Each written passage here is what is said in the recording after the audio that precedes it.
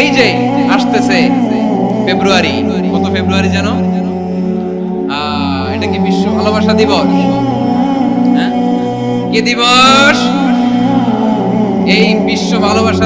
এই যে আপনি অবৈধ সম্পর্কে জড়ালেন, কেন আল্লাহ অশ্লীলতাকে হারাম করেছে দেখেন। বলতেছিলাম যে এটা আপনার নাসাল, আপনার জেনারেশন, আপনার লিনিয়েজ, আপনার বংশকে প্রিজার্ভ করা। কে কার বাবা, কে কার মা, বাবা মা জানা, প্রজন্মকে প্রিজার্ভ করা, এটা ইসলাম ওয়াজিব করে দিয়েছে।